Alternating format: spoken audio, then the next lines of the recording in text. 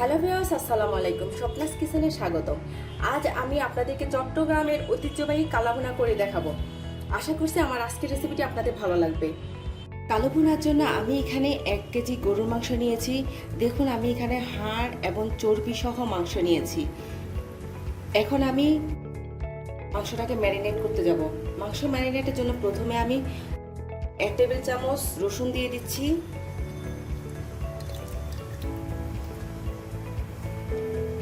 1.5 table চামচ আদা বাটা দিয়ে দিচ্ছি,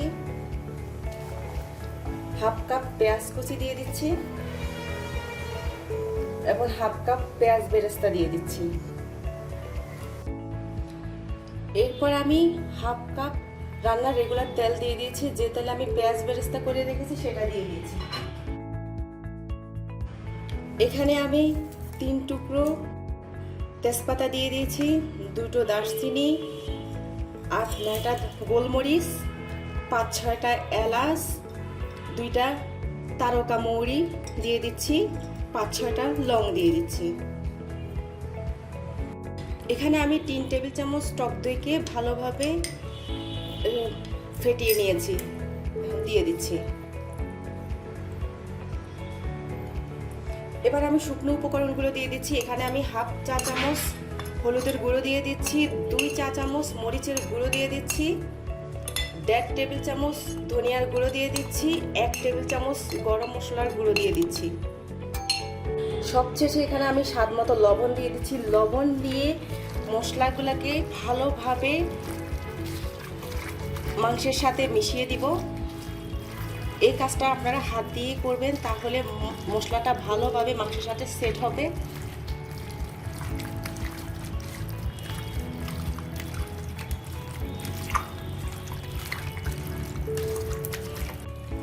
মাংসের সাথে মশলাটা আপনি যত ভালোভাবে মেশাবেন ততই এটা খেতে টেস্ট হবে। আমার মাংসের সাথে মশলাটা ম্যারিনেট করা শেষ। এখন আমি এই মাংসটাকে 20 মিনিট রেখে দিব। এরই মাঝে আমার 20 মিনিট হয়ে গিয়েছে। আমি এখানে 1 টেবিল চামচ সরিষার তেল দিয়ে দিচ্ছি। তেল দিয়ে আবার ভালোভাবে একটু মিশিয়ে নিচ্ছি মাংসটাকে। এই মাংসতে আরও কিছু মশলা আছে, সেটা আমি আপনাদেরকে রান্নার শেষে দেখিয়ে দিব কি কি দিতে হবে।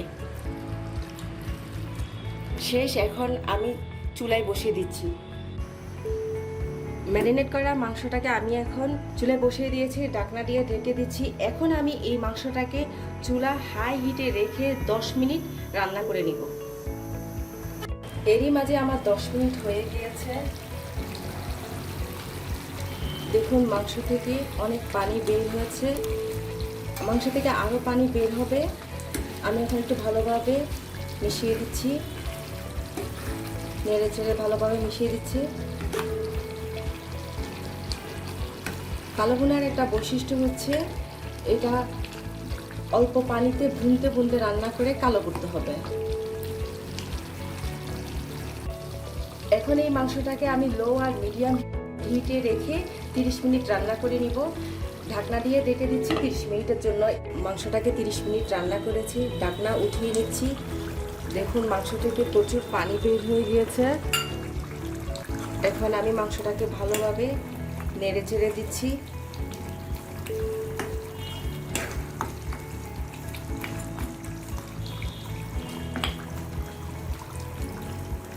এবার আমি আবার ঢাকনা দিয়ে ডেকে আবারও লো আর মিডিয়ামের মাঝে চুলাটা রেখে আবার 30 মিনিট রান্না করব। ফিরে আসছি 30 মিনিট পর। এর মাঝে আমার 30 মিনিট হয়ে গিয়েছে। আমার টোটাল 1 ঘন্টা এই মাংসটা আমি রান্না করেছি, টোটাল 1 ঘন্টা। দেখুন, মাংসের উপরে তেল বেশি উঠেছে। এই 1 ঘন্টার মাঝে আমি মাংসটাকে বারবার নেড়ে ছেড়ে দিয়েছি যেন প্যানের তলায় লেগে না যায়।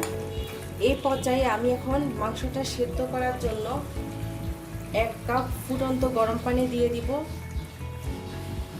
এই পানিটা মাংসটাকে সেদ্ধ করতে সাহায্য করবে। ঢাকনা দিয়ে ঢেকে দিচ্ছি আবার 30 মিনিটের জন্য। এবার চুলার আগুন একেবারে লোতে রেখে 30 মিনিট অপেক্ষা করব।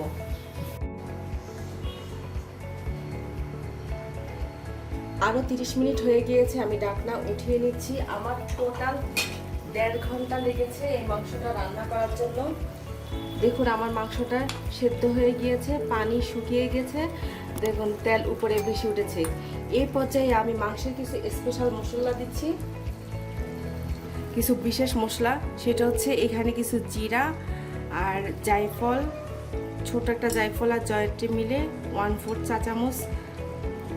আর এখানে রাঁধুনি, অনেকে রাঁধুনিটা চেনেন না, দেখুন এটা রাঁধুনি 1/2 চা চামচ, জিরা 1 চা চামচ, এগুলো গুঁড়ো করে দিচ্ছি। সব মশলাগুলো গুঁড়ো করে দিয়ে দিচ্ছি। এবার ভালোভাবে মাংসের সাথে এই মশলাগুলো মিশিয়ে দিচ্ছি।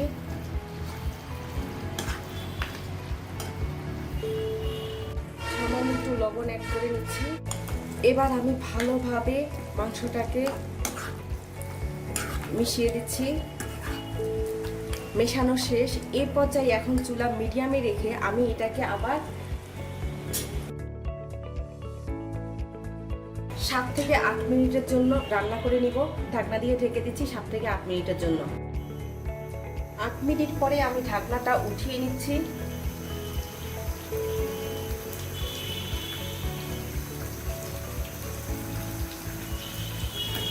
দেখুন আমার মাংসের কালারটা কালো হয়ে গিয়েছে, পানিও পুরোপুরি শুকিয়ে গেছে, মাংসটাও সেদ্ধ হয়ে গিয়েছে। এখন আমি চুলা বন্ধ করে দিচ্ছি।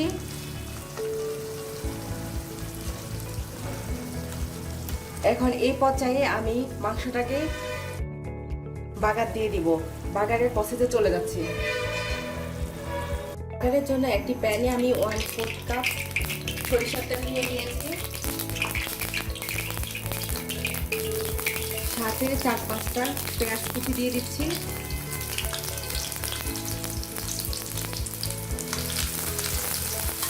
এখন আমি এই পেঁয়াজটাকে হালকা ব্রাউন করে নিব।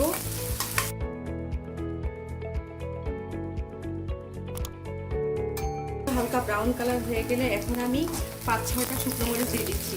এখন আমি পুরো পেঁয়াজটাকে ব্রাউন কালার করে নিচ্ছি। এখন আমার পেঁয়াজটা ব্রাউন কালার হয়ে গিয়েছে। এখন আমার বাগারের প্রসেস শেষ। এখন আমি এটা সরাসরি মাংসে দিয়ে দিচ্ছি।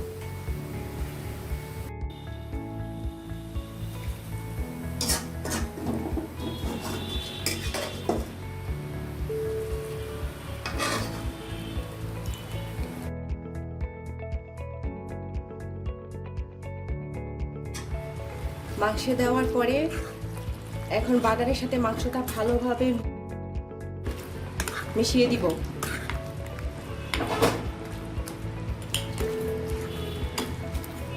মেশানো শেষ হলে আমি চুলার আগুন একেবারে লো হিটে রেখে এটাকে ঢাকনা দিয়ে ঢেকে 5 মিনিট দমে রান্না করব। 5 মিনিট দমে রাখার পরে দেখুন আমার কালো ভুনা রেডি। আর মাংসটা কেমন কালো হয়ে গেছে। কালো ভুনা কিন্তু কালো ভুনাই। কালো ভুনা হচ্ছে কি আপনি মাংসটাকে পুড়িয়ে কালো করা নাই, কিংবা মশলাটাকে পুড়িয়ে কালো করা নাই। এটা মাংসটা আপনার সেদ্ধ হবে, কালো হবে, বাট মশলাটা পুড়ে যাবে না। এখন আমি এই কালো ভুনাটা আপনাদেরকে পরিবেশন করে দেখিয়ে দিচ্ছি। তৈরি হয়ে গেল আমার কালো ভুনা। এই কালো ভুনার রেসিপিটি যদি আপনাদের ভালো লেগে থাকে তাহলে অবশ্যই আমার চ্যানেলটিকে সাবস্ক্রাইব করবেন। সবাই ভালো থাকবেন। আল্লাহ হাফেজ।